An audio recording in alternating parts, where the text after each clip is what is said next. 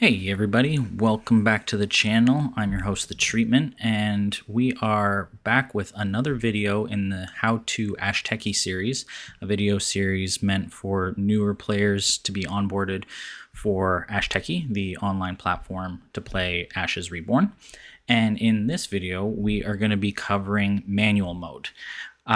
Manual mode is something that when you first start off, you probably won't need that often, or you might just need for a few basic things, but it is really helpful to know how to fix mistakes.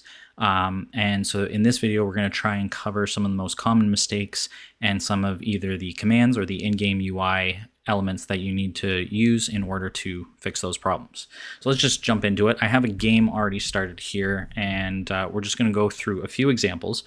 So the most common issue, I think, is probably when you're meditating and you do something wrong. Either you meditate too many cards without changing the dice, or you meant to meditate but you didn't, or you changed the die too many times by accident, like you clicked through the power side. Whatever it is, that's probably the most common. So we're going to go into manual mode. We're going to fix that problem.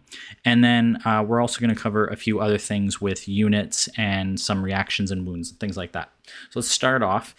Here we have the UI, and manual mode is a little bit hidden, but there's the gear icon up here. And if you click on it, there is this wrench, and that's manual mode. If you hover over, the alt tip shows you. And manual mode can only be entered when both opponents agree to it. So when you first click it, or if your opponent clicks it, it will present a prompt. And actually, just for the sake of it, I'm going to show you if your opponent disallows it, then you see that nothing has changed. But if let's do it where Saria is asking for manual mode, you'll see this is the request, and then you can choose to accept. And then the pane on the left, the card pane, that goes a little bit red. In my background, it sort of shows through a little bit more than the default background, but you can see that this is red, and that's how you know you're in manual mode. It also indicates in the log over here. So what we're going to do is we're going to assume that we wanted to meditate in order to change these nature die, and we forgot. Or we had previously meditated up only a ceremonial goat, and we still want to do some more things.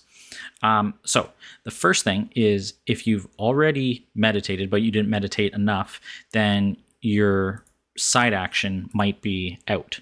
And so you're going to want to fix that. And it's actually quite simple. You can either just raise it and then end manual mode and go through the process. Or if you say, okay, well, I've already done it, I just want to fix a few things, then this is how you would do it. So the first thing is, when you click on a die, you can either choose to raise, lower, or even exhaust dice. So if you forgot to spend the right ones, or you want to change which dice you spent for a basic cost, that's something you can do.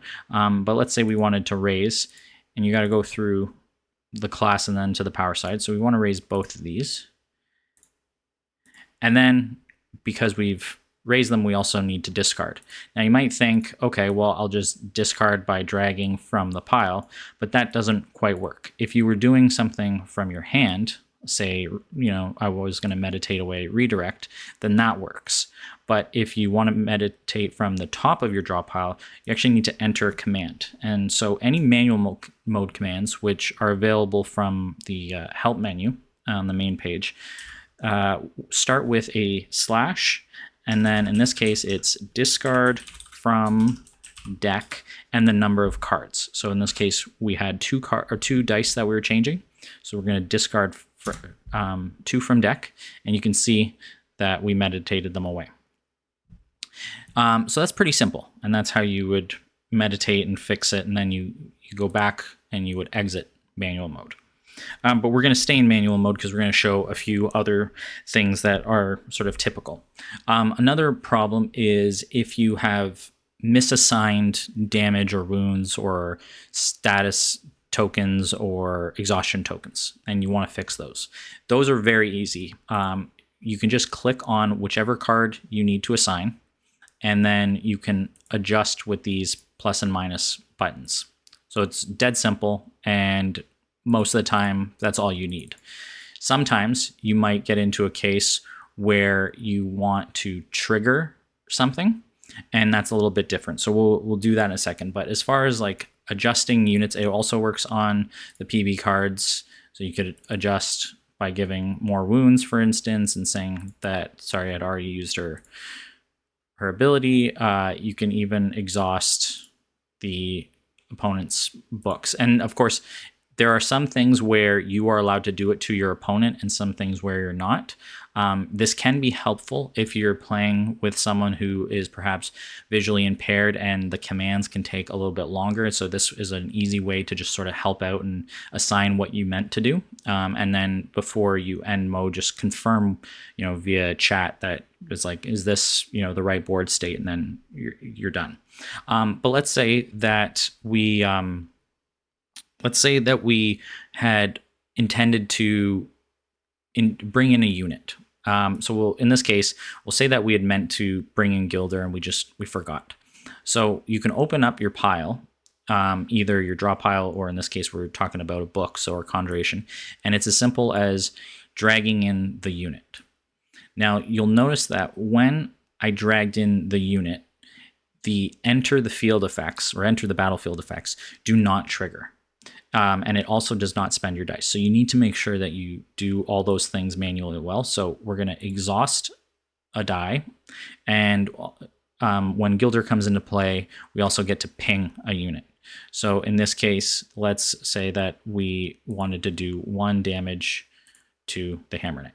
So there you go. Now we've sort of fixed up, and that also would have cost our main action. So we would exhaust our main, and then we could exit and end the turn. So that's an example of fixing when you meant to bring in a unit with an enter the field effect or enter the play effect.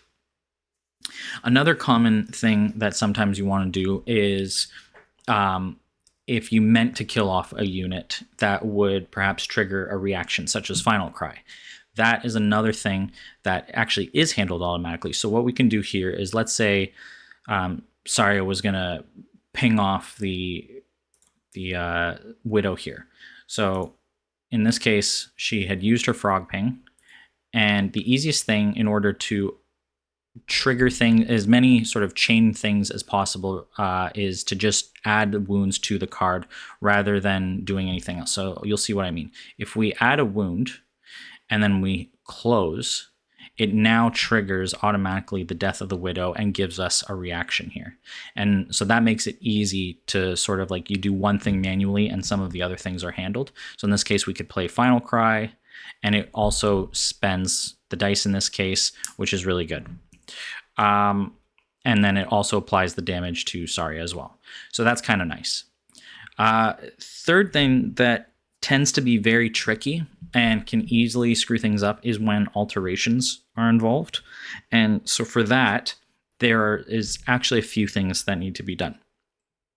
So let's say that we wanted to attach massive growth to the Gilder. In this case, you might think, okay, well, what if I just drag it? Unfortunately, that doesn't work because it goes onto the battlefield. So in this case, what you need to do is it needs to be brought back to your hand, and then you need to use /attach, and that will cause you to select which alteration you want to play, and then the unit you want to target. Done. And now you can see we have a massive Gilder. Now, let's say that in this case, we're going to bring back our main action so we can continue doing some things. So sometimes if you're like, why can't I do anything? Make sure that you actually have the main and side actions available to do those things. So if we wanted to play Fade Away, in this case, again, we can't just drag it onto the Hammer Knight. In fact, I don't even think we can drag it to the opponent's field. So instead, what you would do is you can play it from hand in manual mode, play this alteration, attach, and it will handle the dice expenditure and everything for you. Now, maybe, Saria had another unit on the board, and you had actually intended to play it on a different unit. So let's put a Blood Archer on her field, and you would accidentally put it on the Hammer Knight, but you wanted the Blood Archer. So the easiest thing to do is ask your opponent to remove it. And for that, they have to use I'll type it here, but /remove. So if you did /remove, and then they'll have a prompt to click the alteration, it goes back to your hand. It does not reverse the dice expenditure though, so you would have to remember to do that and then put back your main, and then you could fix the issue. So then you could go and say, okay, actually I wanted to play it on the Blood Archer. But just for kicks, so you can see what the prompt looks like. Say I played it accidentally on my own Gilder because I was silly clicking. So /remove will present the options. You can see that the Gilder is not an alteration, so it's grayed out, but the fade away is available, and so I can bring it back to hand. So that's one of the ways you fix alterations. You have to use sort of a combination of the command as well as the UI elements for there. And now let's say that for some reason, maybe you made a mistake. Your opponent is playing Abundance and you chose to select the damage instead of drawing from your hand. So Saria, she uses Abundance. It says, do you want to pick 0, 1, or 2 cards? You picked 0 and you took 2 damage. And now you got to fix it. Well, what you can do, so we know how to fix the wounds. We can remove those, which is easy enough. But then you need to draw cards. And if you try and drag, you can't. But if you were to open the draw pile, you would be pulling a specific card, which is not what you want to do because that's not how the card works. So instead, what you have to do is you have to use the draw command. So again, it's draw and then X, where X is the number of cards. So in this case, we would draw 2, and that will draw them into your hand. So we've covered discarding from decks, drawing. Sometimes if you make a mistake and say, actually, I only meant to draw 1, that was, I only should have drawn 1, but now it's on the top of your deck. If you were to draw again, it should be, I believe, yeah, it's back to being redirect. So that's, in a physical game, you would actually shuffle your deck again, and you can do that in Ashteki too. So you /shuffle, and that will shuffle your deck so that now if I draw 1, it's no longer the redirect. The deck has been shuffled. Okay, so I think those are the main issues. Of course, like I said, on any card, you can also add exhaustions, and then you could drag out what you were supposed to have done. So maybe you were supposed to have had a blue jaguar there. If you want to discard those units for something like blue jaguar, when it gets discarded, it doesn't go to the discard pile, it goes back to the conjuration pile. So that's easy enough to sort of kill off a unit. If you know that, say it's just ice trapped, you're not going to add wounds to it because you don't want to trigger, maybe you don't want to trigger that window if your opponent's already used their reaction. So it's easy to just drag. The other option, which I didn't mention when removing alterations, but something that will remove the alteration, is if you just drag and kill off the unit. So if I drag the Gilder back to the conjuration pile, you'll notice that the massive growth was also discarded. So something to pay attention to if you sort of accidentally made a mistake, you can still drag it back from your discard pile into your hand, and then you would just need to correct whether you need to fix any dice or your main or side action. You can also, let's say we had our side ability here, and our reaction window is still available, but let's just say we wanted to water blast something. So notice that you can still use some things in manual mode, which can sometimes be confusing because maybe you forgot to turn it off. So you just want to make sure that once you're done, instead of staying in manual mode, to ensure that everything is handled back to regular, back to being handled automatically, turn off manual mode. But we're going to, and that shows that it's back to manual mode because everything's back to black on the left pane. But we're going to do one more command, and I'm saving this to last because sometimes it is necessary if you're just playing a test game where your opponent has to leave and you're willing to just sort of give, to end the game amicably. You can type in endgame, and when you type in endgame, actually I'll do it on the other side. So say your opponent was like, hey, I gotta go and we're just playing a casual game, can we end amicably? Which means no win or loss record. or maybe you start a competitive game and you're like, oh shoot, I forgot to set the timer or the label. Let's sort of recreate the game and fix this. In that case, you really want to end without a win or loss because it can affect your stats. So in this case, your opponent types in /endgame and it presents you, do you want to allow the game without a loss? And so you can say yes, and then the game has ended and you can choose to recreate. So that about covers it. I think those are all the manual modes that you would normally need to use. There are a few others, but they're for perhaps more niche cases. But this should allow you to fix almost any issue that you can run into. Most of it, like I said, is just dragging and dropping from the pile. So you can drag, your units back if you meant to not spend them, or if they were not supposed to die, or whatever happens.